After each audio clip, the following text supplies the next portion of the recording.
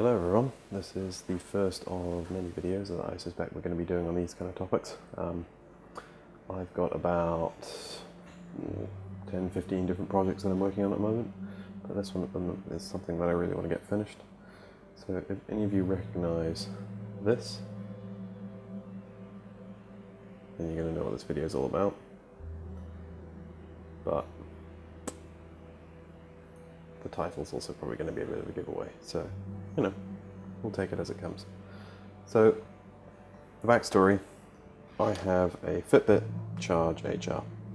It's been great. I've had it for almost, over a year now, and it's been wonderful. It's, kept track of a whole bunch of metrics and data that I thought I'd never really worry about, and frankly some of it I don't pay attention to, but it's useful.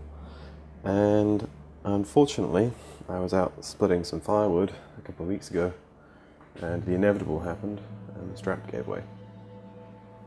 So I thought, well, what am I to do? So do I just throw it away? Of course not. And I've got a bit of a history of not only fixing things, but sort of modifying them to fit my purposes. So there's a reason why there's an old belt, not mine, my wife's, sitting here, and this. So a reveal, I don't know how far I've got so far, is that I'm replacing the standard rubber, crappy rubber strap that seems to break, and they seem to break quite often based on online comments, with something a bit more robust. So a leather strap. Looks kind of gumpy. Gumpy's a word? Yeah, let's go with gumpy. Looks pretty rough, but it's not finished. So what I did initially, sorry you didn't get to see the start, but I didn't really realize I was going to do this as a video, was I took a chunk of this belt, cut it to match the length of this, but also because of the design of the Charge, the whole faceplate is actually covered in this rubber. So I had to strip that off, basically using just a good old-fashioned craft blade. Scalpel blades also work just as well. These are the good old-fashioned surgical blades. If that'll pull focus. Probably not, it's too shiny. Anyway. So went ahead and cut a similar profile out of leather, so the dimensions are the same. With the end, I took two New Zealand 20-cent pieces and clamped it between that using good old-fashioned P-clamp, and basically used that to cut around the profile, and then using some nice fine sandpaper. Anything too rough and it basically just creates chaff, it doesn't really sand it, it just basically rips it to pieces. So this is what's that? That's 800. I think I set it on 600. Norton waterproof, useful stuff. So I thought I'd take you guys along for the ride. We'll probably speed some of this up, maybe change some angles. We'll see how advanced we get. But tonight the plan is to create the other side. So for that we're going to need a shorter piece of leather. And we'll basically cut that out. We'll then cut a couple of grooves so that when we do a fold over, the watch strap catch all lines up, and we'll be thinning this down, so we'll be shaving a lot of the material off here, just because you don't want it obviously so thick and bulky. You need to get it down to something where you can fold it over and it doesn't end up with a big kink. So yeah, welcome along for the ride. We'll probably be speeding things up for a little bit, and then I might stop and talk again, but other than that, hope you enjoy the show.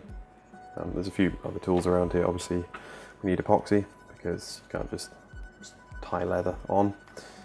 Unfortunately, when I was doing this, I wasn't being particularly fastidious, so we had a bit of an issue with there's a gap between the screen and where the leather starts. So what I'm thinking of doing, because I've got to do some basic sewing at the other end just to sort of secure the strap, is we're going to use some of this nice green thread and basically bind it in here just for a little bit of aesthetic appeal.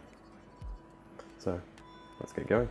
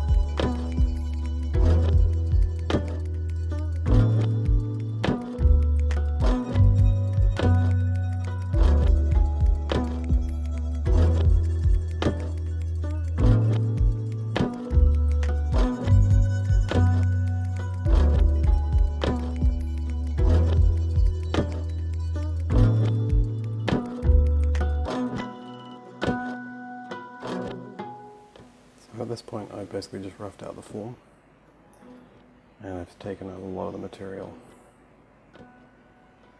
away that was there.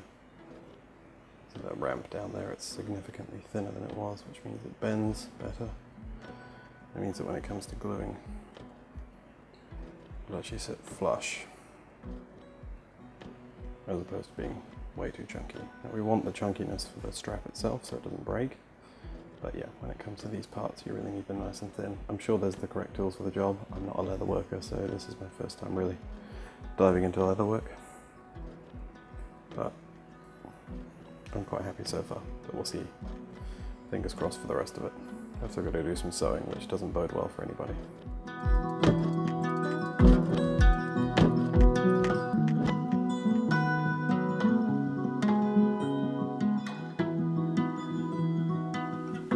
I've certainly found in my limited experience working with leather that when it comes to making sort of, thinning it down, thinning material down. Come on, pull focus. There we go. So when it comes to thinning down the material, it's good to sort of make channel cuts first, just so you define your edges before you get started. So same with back here, I basically cut here first. And likewise here, I'm going to cut here first and then have to thin out all the material on the back of here, because that's going to be basically gluing to this side of the charge, and you want it to wrap around nicely. Obviously it looks pretty banged up at the moment, but I'm going to hit that with some polish and get it nice and shiny again. And that switch is currently dislodged because when I was breaking it down, taking the strap off, it just got bumped. As you can see, it's still functioning perfectly well. So we'll just glue that back into place, and it probably won't be used as serviceable after this, so fingers crossed I haven't done any permanent damage, but I figured a new lease in life is worth a shot, and that's it. If that's it, then so be it.